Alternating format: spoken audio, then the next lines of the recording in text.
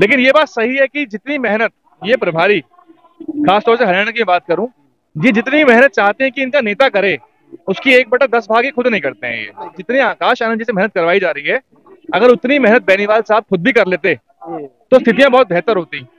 Media coordination नहीं है, social media coordination नहीं है। अगर अभी आप यहाँ बसपा के कोर वोटर से पूछें 100 लोगों में कि बेनीवाल साहब कौन कौन जानता है प्रभारी के रूप में, आप चेक कर लीजिएगा। अभी 100 में से 5 लोग बताएंगे, आप नहीं नाम ले पाएंगे, क्योंकि अध्यक्ष तो बदल रहा है बार बार, प्रभारी जो है वो बना हुआ है। तो प्रभारी की जिम्मेदारी है कि वो राज्य को 4.5 साल तैयार करे, ना कि नेता को दौड़ाया जाए कि जब अब इस समय वो आकाश आनंद जी मेहनत कर रहे हैं। उसी मन से उसी लगन से काम करें जो चुनावों के नजदीक देखी जाती है, तो निश्चित रूप से परिणाम कुछ और होने चाहिए। देखिए, इसमें कोई भी दो राय नहीं है कि जो चुनाव है, आजकल की राजनीति जो है वो 5 साल की हो गई है भाई। रोज गड्ढा खोदो रोज पानी पियो वाला स्थिति है। आकाश जी बहुत सारी चीजें कर रहे हैं, समय लगेगा। बीएसपी एक जाइंट है, उसमें बदलाव करना इतना आसान नहीं है, लेकिन ओवरहॉल की जरूरत है, इसमें कोई दो राय नहीं है। बसपा की तरफ से जो एक गैप बना है, इसका बेनिफिट चंद्रशेखर आजाद की पार्टी को मिलेगा, ऐसा लग रहा है आपको भविष्य में? नहीं, देखिए, बीएसपी को उत्तर प्रदेश में चुनौती है, इसमें कोई दो राय नहीं है, और बीएसपी को खत्म करने के लिए सारी ताकतें लगी हुई हैं। क्या लग रहा है कि उन आंकड़ों पे वापस आएगी बसपा? तो अगर भाजपा बेदखल हो जाती है तो खुला मैदान है विपक्ष के लिए। अब उसमें कांग्रेस कितनी सीट लेगी, इनेलो बसपा कितनी सीट लेंगी, या इनेलो कितनी लेगी और बसपा कितनी लेगी, ये सब जो है बसपा के 4.5 साल की मेहनत है। ये पदाधिकारियों का रिपोर्ट कार्ड है। अगर कुछ ऊंच नीच हो जाती है तो इस प्रदेश के जो प्रभारी हैं वो जिम्मेदार हैं उसके लिए। माना जाए कि हरियाणा का विधानसभा चुनाव बसपा के लिए भी एक चुनौती है। सर, बहुत बहुत स्वागत है आपका बीएम न्यूज पर। बहुत बहुत धन्यवाद आपका। जय भीम। जय भीम। सबसे पहली बात तो यह है कि आपको एक राजनीतिक विश्लेषक के तौर पे मैं जो है जानता हूं, आपको सुनता हूं, अच्छा लगता है। तो आज हम जो खड़े यहाँ पर पतला पर, यहाँ की बात करें, बहन जी यहाँ पर पहुंच रही हैं, तो दूसरी बार में ही बसपा ने इस सीट पर कब्जा कर लिया था जब ये सीट अस्तित्व में आई। लेकिन क्या कारण रहे कि जब मोदी लहर होने के बावजूद बसपा ने यहाँ पे कब्जा कर लिया, लेकिन 2019 में वही 8 वोट पे आके जो है सिमट गई। तो आप क्या मानते हैं इसको लेकर के? देखिए, 2009 की बनी हुई विधानसभा है ये प्रथला, और टेकचंद शर्मा जो है 2014 में जीत गए थे, तो सही कह रहे हैं आप। देखिए, उस टाइम के समीकरण बहुत अच्छे हुए, बसपा के पक्ष में हवा भी रही, और इस इलाके में वोट बसपा का लगातार बना हुआ है पहले से ही। देखिए, बसपा को अगर आप ध्यान से देखेंगे तो बसपा से जो लगे हुए राज्य हैं, तो जहां बस यूपी का बॉर्डर टच होता है, वो बसपा की स्ट्रॉन्ग बेल्ट है। चाहे आप हरियाणा की बात करें, चाहे राजस्थान का भरतपुर अलवर के बेल्ट देखें, चाहे आप मध्य प्रदेश का जो भिंड मुरैना का जो इलाका है, पूरा ग्वालियर संभाग, इसी वजह से इस इलाके में बसपा का हमेशा वोट रहा है। यहाँ के लोगों ने बॉर्डर पार का विकास देखा है, बहन जी की सरकारें देखी हैं। चाहे वो ग्रेटर नोएडा का विकास हो, बहन जी के कार्यकालों में लगातार कैसे वो ग्रेटर नोएडा खेत खलियान जो है वो SEZ में इंडस्ट्रीज में तब्दील हो गए, बड़े बड़े हाई राइज सोसाइटीज आ गई, और पूरे देश में जो कोई ना कर सका, फॉर्मूला 1 का सर्किट बहन जी ने बनाया। तो आप उधर की आप अगर तरक्की देखेंगे तो बसपा के कार्यकाल में ही बहन मायावती नोएडा को चमकाने का काम किया है। उन सबसे प्रभावित होकर ही ये जो पूरी बेल्ट है, यहाँ बसपा का एक वोट पैदा हुआ है, लोगों ने देखा है, जिताया है। इस बार मजबूत दावेदारी है। बसपा के जो पदाधिकारी हैं उन पर भी बड़े गंभीर आरोप लगे हैं।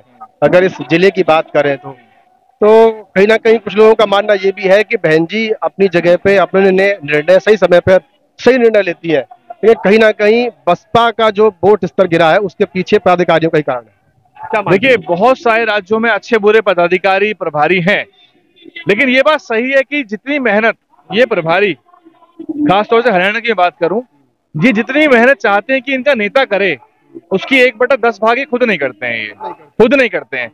4.5 साल ये वो मेहनत नहीं करते जो ये नेता को दौड़ाना चाह रहे हैं। अब जितनी आकाश आनंद जी से मेहनत करवाई जा रही है, अगर उतनी मेहनत बेनीवाल साहब खुद भी कर लेते तो स्थितियां बहुत बेहतर होती। मीडिया कोऑर्डिनेशन नहीं है, सोशल मीडिया कोऑर्डिनेशन नहीं है ना। प्रेस मीडिया को मैनेज करना पड़ता है, उनके लिए व्यवस्था तैयार करनी पड़ती है। स्थानीय मीडिया आएगा, कहाँ ठहरेगा, कैसे साथ घूमेगा, आकाश जी के साथ कैसे वो घूमेंगे स्थानीय पत्रकार, उनके लिए कोई गाड़ी है कि नहीं है। चलो, हम तो दिल्ली से आए अपनी गाड़ी लेके, हम तो जहां जहां संभव है जा रहे हैं। मुद्दों पर आप कितने मुखर हैं, हरियाणा के जो मुद्दे हैं, अगर अभी आप यहाँ बसपा के कोर वोटर से पूछें 100 लोगों में कि बेनीवाल साहब कौन कौन जानता है प्रभारी के रूप में, आप चेक कर लीजिएगा। अभी 100 में से 5 लोग बताएंगे, आप नहीं नाम ले पाएंगे। तो आप चेहरा बनाए गए ना बहन जी के द्वारा, तो आप चेहरा है, क्योंकि अध्यक्ष तो बदल रहा है बार बार, प्रभारी जो है वो बना हुआ है। तो प्रभारी की जिम्मेदारी है कि वो राज्य को 4.5 साल तैयार करे, ना कि नेता को दौड़ाया जाए कि जब अब इस समय वो आकाश आनंद जी मेहनत कर रहे हैं, अब वो कोशिश कर रहे हैं कि वो भरपाई करें जो 4.5 साल में यहाँ के प्रभारी नहीं कर पाए उसकी भरपाई कर रहे हैं आकाश जी। चुनाव के बीतने के बाद में जो जिनको जिम्मेवारी दी जाती है जिले की या विधानसभा की या फिर प्रदेश की, अगर वो उसी मन से उसी लगन से काम करें जो चुनावों के नजदीक देखी जाती है, तो निश्चित रूप से परिणाम कुछ और होने चाहिए। देखिए इसमें कोई भी दो राय नहीं है कि जो चुनाव है, आजकल की राजनीति जो है वो 5 साल की हो गई है भाई। रोज गड्ढा खोदो रोज पानी पियो वाला स्थिति है। आपने आज क्या किया ये बहुत महत्वपूर्ण है। आप मीडिया में तभी बने रहेंगे जब आपकी कंसिस्टेंसी बनी रहेगी। आप डेली बेसिस पे आपके पास कुछ ना कुछ होना चाहिए कि मैं आज सुर्खियों में कैसे आऊंगा। जैसे आप एग्जांपल लीजिए आम आदमी पार्टी का, उसने बीजेपी के पैंतर इस्तेमाल किए, बीजेपी का ही पूरा षड्यंत्र था उसको लॉन्च करने का, और वो बड़े ही शातिर तरीके से दिल्ली के बाद पंजाब पे कब्जा कर राष्ट्रीय पार्टी बन गई वो। तो ये जो मीडिया का प्रबंधन है या जो पदाधिकारियों की जो अकाउंटेबिलिटी है, आप कैसे एग्जामिन करेंगे कि आपको प्रभारी ने भर के दे दिया कि ये हमारी बूथ कमेटी सेक्टर कमेटी है, क्या जमीन पे है भी कुछ या नहीं है, केवल कागजों में नाम है। तो वो मैकेनिज्म तैयार करना पड़ेगा। आकाश जी बहुत सारी चीजें कर रहे हैं, समय लगेगा।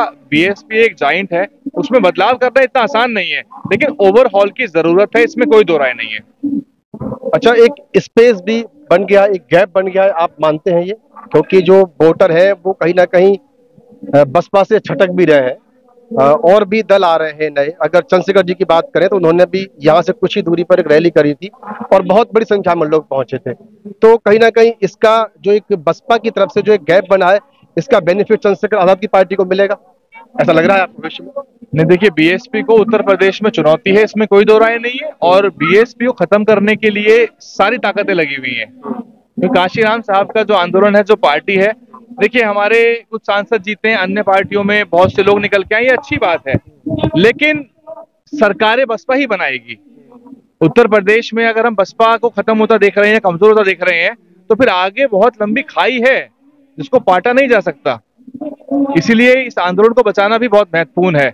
हाँ, ये जरूर है कि बाकी राज्यों में चुनौती बढ़ गई है, क्योंकि उत्तर प्रदेश की ओर वो देखा करते थे कि उत्तर प्रदेश से ताकत ली जाए।